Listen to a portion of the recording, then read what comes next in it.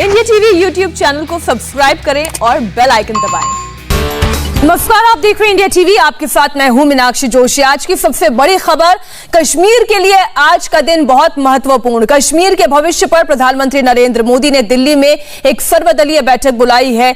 मोदी का मिशन कश्मीर।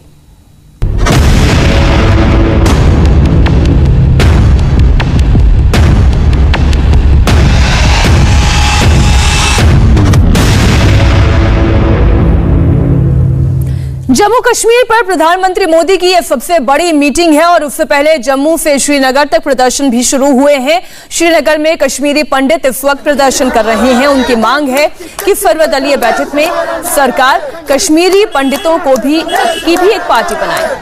दूसरी ओर जम्मू में शिवसेना डोगरा फ्रंट के कार्यकर्ता महबूबा मुफ्ती के खिलाफ प्रोटेस्ट कर रहे हैं। ये लोग महबूबा की गिरफ्तारी की मांग तक कर रहे हैं।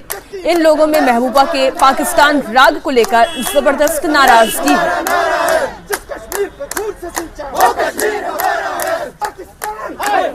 कश्मीर के कश्मीरी पंडित इस समय जम्मू में हाथों में बैनर लिए प्रोटेस्ट कर रहे हैं। दरअसल ये चाहते हैं कि इस मीटिंग में इनको भी बुलाया जाना था, क्योंकि कश्मीरी पंडित के बिना जम्मू कश्मीर का डिलिमिटेशन प्रोसेस या फिर पॉलिटिकल सेटअप वो अधूरा है। यहाँ पर वो सभी लोग हैं, हाथों में जो महिलाएं हैं, जो अलग अलग तबके के यहाँ पर लोग आए हैं, वो हाथों में पोस्टर है और लिखा है we demand minority status to KPs यानी कश्मीरी पंडित। सर, क्या नाम है आपका? मेरा नाम संजय गंजू है। आज हमने यूथ ऑल इंडिया कश्मीरी समाज की तरफ से एक सिंबॉलिक प्रोटेस्ट रखा है।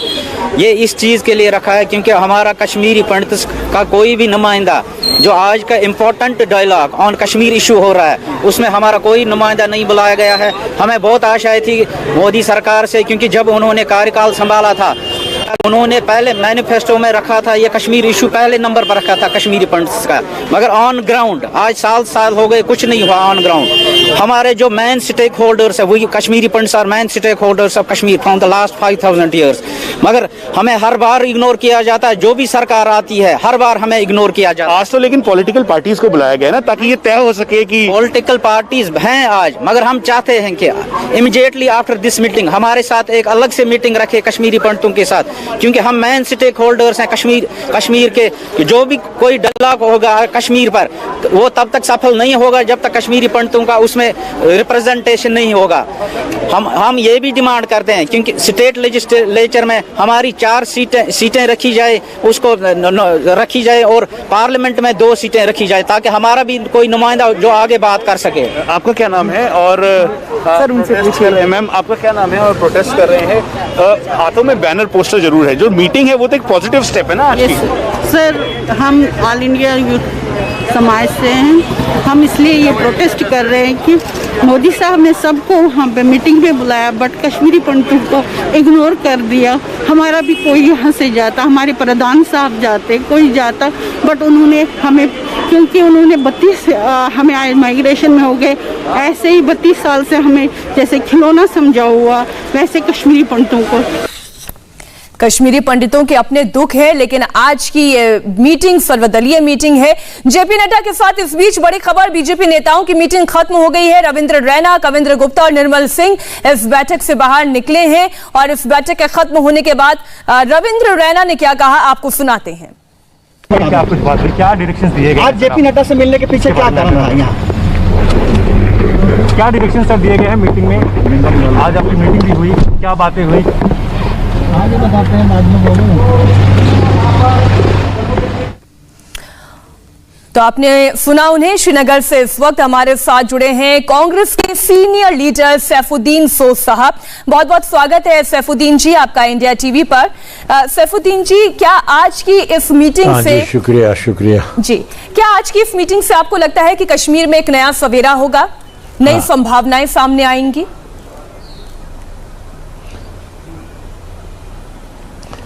अरे ये तो 47 से बल्कि 46 से हम देखते आए हैं बातचीत हो रही है। तो जिस मरकजी सरकार को जेर बहस लाया जा सकता है, इसी ने तो गलती की जम्मू कश्मीर में।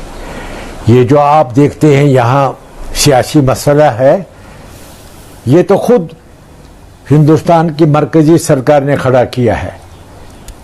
और मेरा जो ग्राउज है मैं हिंदुस्तान का आईन मानता हूं और उसी दायरे में मैं कहता हूं कि यहां जो मसला मैं देखता हूं, जैसा मेरी जानकारी है, ये तो खुद दिल्ली ने पैदा किया हुआ है। एक तरह से मैं सोचता हूं अपने दिमाग में शुरू से 46-47 से कि हिंदुस्तान को अपना घर, ये कहते हैं जम्मू कश्मीर स्टेट रियासत हम, ये अटूट अंग है। ये अटूट कहने से थोड़ा होता है, इसमें जान लगानी पड़ती है, दिमाग को खर्चना पड़ता है और सही इकदाम करना पड़ता है। यहां का मसला जो है वो दिल्ली का बनाया हुआ है। तो दिल्ली वही है जिसने यहाँ के मुख्तदर लीडर को जम्मू कश्मीर की जो समस्या है, जो राजनीतिक अकल से नहीं पूछा कि इसी ने तो हमारे साथ इलाहा किया है। जी सोद साहब, आप ये कहना चाहते हैं कि सबसे बड़ी गलती दिल्ली के है, वो सबक नहीं सीखते हैं। क्या सबक आप चाहते हैं कि दिल्ली की सरकार सबक नहीं सीखती, सैफुद्दीन वो दोहराएगी अपनी गलतियों को। आप तौबा कीजिए, मोदी सरकार ये कहे कि हम जायज बातचीत करेंगे, समझदारी से करेंगे, खुले दिल से करेंगे और इसमें कुछ इस मंथन से कुछ नतीजा निकले। आप अगर हमें सुन पा रहे हैं, बात है जी, आप अगर हमें सुन पा रहे हैं तो सोच साहब आप ये बताएं कि पहली बात तो ये जो अजय जी पूछ रहे हैं कि क्या सबक भारत की सरकार को सीखना चाहिए, और आपको क्या लगता है गलती क्या हुई है? अरे गलती यही हुई है कि अपना आईनी रिश्ता खुद दिल्ली ने खराब किया। उसी आदमी पर भरोसा नहीं किया जिसने इलाहा किया था, हाथ मिलाया था। इसमें रूठने की क्या बात है? सियासत को जज्बाती तरीके से करेंगे तो आपको फायदा नहीं होगा। अपनी अकल लड़ाएंगे, कल का दिन सोचेंगे, दूर अंदेश हो जाएंगे तो आपको फायदा आएगा। चलो एक बात करते हैं, माजी को भूल जाते हैं, लेकिन अब जो मोदी सरकार है, मोदी को खुले दिल से बात करनी चाहिए। चाहे जो भी यहाँ के गए हैं, मेन स्ट्रीम के लीडर गए हैं, तो उनसे बात करें और बात खुले दिल से करें, आगे बढ़े। नहीं तो बात करने का क्या फायदा है? सैफुद्दीन सोद साहब, मैं अजय कुमार आपसे ये जानना चाहता हूं, अगर खुले दिल से बात करने का क्या ये मतलब है कि धारा 370 को एक बार फिर से बहाल किया जाए? वो नहीं करेगी कश्मीर में। सोद साहब, आप तक मेरी आवाज पहुंच रही? मेरा सवाल ये है, वो तो आज नहीं तो मेरे भाई कल करना ही पड़ेगा। 370 जो है वो हमारे आईनी रिश्ते की बुनियाद है। उसी बुनियाद को आपने कमजोर कर दिया, हिला दिया। और कश्मीर का बच्चा ये सोच रहा है, नाराज है कि 370 को क्यों हटाया गया। आपका क्या ख्याल है? होम मिनिस्ट्री से प्राइम मिनिस्टर तक आप कार में जाएंगे और वहां फैसला करेंगे, वही कश्मीर के लोग मानेंगे? कश्मीर के लोग एक जिंदा कौम है और वो ये दोस्त नहीं मान सकते जब तक आप आईनी रिश्ते में खुले दिल से बात। सैफुद्दीन साहब, अब इसमें सवाल ये उठता है कि अगर धारा 370 को फिर से बहाल करने की बात हो रही है, तो जब उस पर पार्लियामेंट में डिस्कशन हो रहा था, उस वक्त कांग्रेस पार्टी ने तो बायकॉट किया। कांग्रेस पार्टी ने उस पर आपत्ति क्यों नहीं उठाई? देखो मेरे भाई, पार्लियामेंट अवामी अदालत के ऊपर पार्लियामेंट नहीं होती है। ये कश्मीर के लोग हैं, ये बड़ी पार्लियामेंट है। कश्मीर के 80 लाख लोग कहते हैं हमारी बात सुनो, बातचीत का दरवाजा खोलो, खुले दिल से बात करो। और हमारा जो आईनी हक है, जो रिश्ता हिंदुस्तान के साथ कश्मीर ने जोड़ा, उसकी बुनियाद तो 370 है। यह किसी पार्टी का रेजोल्यूशन नहीं है, यह सारे अवाम का रेजोल्यूशन है। इसलिए आपने इस आईनी रिश्ते की बुनियाद को हिला दिया है, उसको दुरुस्त अपने हाथ से साहब मैं कुछ आंकड़े आपके सामने रखना चाह रही हूं। वो आर्टिकल 370 से पहले और 370 के अबॉलिशन के बाद के ये आंकड़े हैं। साहब आप सुनिएगा, 370 जब तक थी कश्मीर में 131 सिविलियंस मारे गए, 197 सिक्योरिटी फोर्सेस के जवान मारे गए, टेररिस्ट मारे गए, लेकिन इनकी संख्या के अनुपात में आप सिविलियंस का अनुपात देखें और आज की तारीख में ये किलिंग्स ना के बराबर हो गई है। ये सुनिए मीनाक्षी जी, कहा आपने जी, आप मेरी बात सुनिए। ये आरएसएस का जो धड़ा है अंदर से, वो सब कुछ खुद ही करना चाहते हैं, आईबी को चलाना चाहते हैं। ये तो सब आरएसएस की सोच है। अब जो आपने 370 खत्म किया, उसके बाद आंकड़े दिखाएंगे यहाँ मोटर कार भी चली, यहाँ हड़ताल भी नहीं रही। कश्मीर के लोग नाराज हैं, ये मुझसे बेहतर कोई नहीं जानता। हम रोज ही हजारों लोगों से मिलते हैं। कश्मीर के लोग नाराज हैं और तब तक नाराज रहेंगे। और आईनी रिश्ते में दरार पड़ गई है। दिलों का रिश्ता दिल जोड़ने से होता है। आरएसएस जो है वो मेरे ख्याल में सारे हिंदुस्तान के लिए खतरा है। सैफुद्दीन सोज साहब, करते दिलों को जोड़ने का रिश्ता तो इंदिरा गांधी के दौर से चला आ रहा है। और इसके अगर हम देखें तो इंदिरा गांधी ने पहल की थी सबसे पहले। उसके बाद हमने देखा वाजपेयी सरकार के समय 3 बड़ी पहल हुई। मनमोहन सिंह ने 2 बड़ी पहल की। प्रधानमंत्री नरेंद्र मोदी की अगुवाई में 2017 में एक बार पहल की गई, लेकिन दिल जोड़ कहां रहे हैं? देखिए, इंदिरा जी ने पहल की, फिर अपने सिटरंग दिखाया। उसको ख्याल हो गया कि कश्मीर के लोग मगलूब हो जाएंगे। ऐसा नहीं है। जब तक आप दरवाजा नहीं खोलेंगे, सिद्दीक दिली से काम करेंगे। मनमोहन सिंह के साथ जो मुज़ाकरात हुए उनमें मैं पेश था, बल्कि मैंने कलीदी रोल निभाया था। यहाँ की जो हुर्रियत कॉन्फ्रेंस है उनको मिलाया था, जिनको मॉडरेट कहा जाता था। और मनमोहन सिंह ने कामयाब कोशिश की। बदकिस्मती से पाकिस्तान में मुशर्रफ लाल मस्जिद में फंस गया और जुडिशरी के साथ उसने झगड़ा किया, बाद में पछताया। वो जज्बाती भी थे तो उससे खराबी हो गई, वरना डॉक्टर मनमोहन सिंह सीधे रास्ते पर था। और मसाले के रास्ते माफी के साथ मुझे आपको रोकना पड़ रहा है क्योंकि एक बड़ी खबर आ रही है। दर्शकों को इस खबर के बारे में जानकारी दे दें और फिर हम लौटेंगे दोबारा आपके पास। प्रधानमंत्री मोदी की मीटिंग से पहले कांग्रेस नेताओं की मीटिंग भी शुरू हो गई है। गुलाम नबी आजाद के घर पर ये मीटिंग हो रही है। इस वक्त की बड़ी खबर आपको बता दें, कांग्रेस नेताओं की मंत्रणा भी चल रही है कि किन मुद्दों को आज इस मीटिंग में रखा जाएगा। और जैसा कि आप सुन रहे थे, सैफुद्दीन सोज साहब भी ये कह रहे हैं कि 370 और 35 से ये एक ऐसा मुद्दा है कि इस मुद्दे के बिना खुले दिल से तो बात हो ही नहीं पाएगी। सैफुद्दीन सोज साहब, जो आपकी राय है क्या वही पार्टी की राय भी है? क्या 370 जिस मुद्दे पर खुद आप लोग संसद में चर्चा से पहले ही चले गए, इस पर चर्चा नहीं की और आज उस मुद्दे को एक बार फिर सोज साहब ये कहते हैं कि इस एजेंडे में अगर इन मुद्दों पर बात नहीं होगी तो ये बात अधूरी रह जाएगी। ये मीटिंग की तस्वीरें भी आप देख रहे होंगे सोज साहब। अब आप ये बताएं कि खुले दिल से बात होगी कैसे जब सुई 370 और 35 ए पर ही अटकी रहेगी? देखिए ना फिर क्या नतीजा होगा। अगर मोदी जी ये कहते हैं और अमित शाह जी ये समझते हैं कि 370 तो उड़ गया, इसलिए उस पर बात करने की जरूरत नहीं है, फिर जो यहां से बात करने गए उनका दामन आज भी खाली है, वहां से दिल्ली से लौटेंगे खाली दामन होगा। अगर ऐसा मंथन होगा कि आप नतीजा निकालेंगे तब वही होना चाहिए। 370 को बहाल किया जाना चाहिए और वो हमारी दाखिली खुदमुख्तारी की इलामत है। अगर यहाँ के मेनस्ट्रीम लीडर कंप्रोमाइज करते हैं तो उनकी सियासत खोटी हो जाएगी, उनका घाटा हो जाएगा।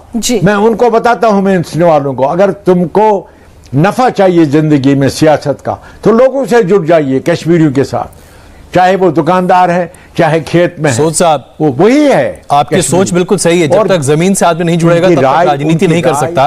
लेकिन मेरा सवाल है, ये बताइए कि पंडित नेहरू के समय से ही धारा 370 के डाइल्यूट करने का प्रोसेस शुरू हो गया था और उसके बाद लगातार उसके डाइल्यूशन में हमने देखा, चाहे वो कांग्रेस की सरकारें रही या फिर वाजपेयी सरकार रही, धारा 370 पूरे तरीके से डाइल्यूटेड था अपने ओरिजिनल फॉर्म से। वो धारा 370 नहीं था जो 1951 में सामने आया था। तो फिर हम किस धारा 370 की बात कर रहे हैं? मैं ये नहीं कहता हूं कि मोदी सरकार ने 370 को खोखला किया, जो पिछली सरकारें थी उन्होंने भी किया। इसलिए मैं कहता हूं आपको, जिन्होंने किया है उनको तारीख का सबक सीखना चाहिए। अगर अपनी गलतियों को रिपीट करते रहेंगे तो हाथ खाली रहेंगे, दामन खाली रहेगा और दिलों के विश्वास पर उसकी वो जो है ना विश्वासघात वो हो जाएगी। तो बात करने का क्या फायदा है?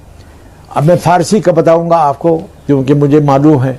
वो कहते हैं निशस्तन गुफ्तन बर्खास्तन, यानी आप आए, बैठ गए थोड़ी देर के लिए, थोड़ी सी बात की और चले गए, उसका क्या फायदा? अगर आपको सुनकर तो सोच साहब ये लग रहा है कि आज की ये बैठक भी बड़ी डाइल्यूट हो जाएगी। 370 को बहाल इस बैठक से कुछ निकलने वाला नहीं है। जो प्रधानमंत्री नरेंद्र मोदी खुले दिल से अगर ये बैठक बुला रहे हैं, आपकी बातों को सुनकर तो यही अनुमान लगाया जा सकता है कि इस बैठक का हर्ष क्या होगा। प्रधानमंत्री की मीटिंग से पहले बड़ी खबर यह है कि जम्मू कश्मीर कांग्रेस के अध्यक्ष गुलाम अहमद मीर ने एक बड़ा बयान दिया है। मीर ने कहा है कि राज्य के दर्जे से कम कोई बात नहीं होगी। गुलाम अहमद मीर से बात की इंडिया टीवी संवाददाता विजय लक्ष्मी ने। पीसीसी अध्यक्ष हैं जम्मू कश्मीर के।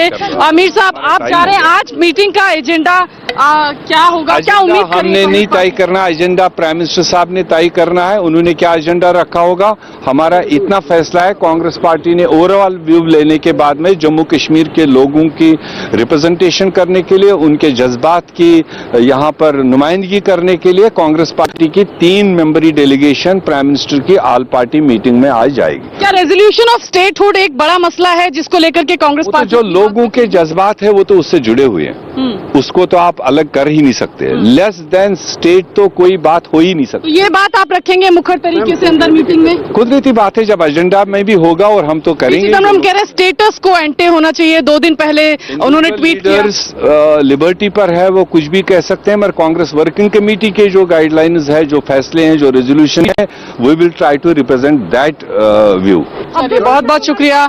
गुलाम अहमद मीर कांग्रेस पार्टी के पीसीसी अध्यक्ष हैं जम्मू कश्मीर के। साफ तौर पर कह रहे हैं कि रिस्टोरेशन ऑफ स्टेटहुड जो है एक बड़ा मसला होगा जिसकी बात कांग्रेस पार्टी आज की बैठक में करेगी। कैमरा पर्सन राजीव वर्मा के साथ विजयलक्ष्मी, इंडिया टीवी, दिल्ली। बहुत बहुत शुक्रिया सैफुद्दीन सोज साहब, आप भी हमारे साथ जुड़े, आपने अपनी राय और अपनी पार्टी की राय हमारे साथ साझा की। हमें इसी चर्चा को यहाँ पे कुछ देर के लिए रोकना होगा और एक छोटे से ब्रेक के बाद जब हम लौटेंगे तो हम एक बार फिर चर्चा को इस सिरे से शुरुआत करेंगे। अगर एक एजेंडे के साथ गुपकार संगठन पहुंचता है दिल्ली तक, तो क्या विकास की बात हो पाएगी?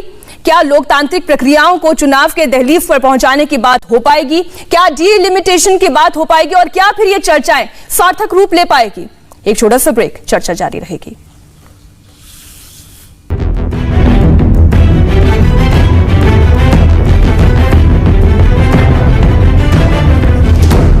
जम्मू कश्मीर पर प्रधानमंत्री की बैठक से जुड़ी हुई एक बड़ी खबर। बीजेपी हेडक्वार्टर में जम्मू कश्मीर के बीजेपी नेताओं की बैठक खत्म हो गई है और जेपी नड्डा से मीटिंग के बाद कविंद्र गुप्ता ने कहा कि सर्वदलीय बैठक से पहले दिशा निर्देश दिए गए हैं।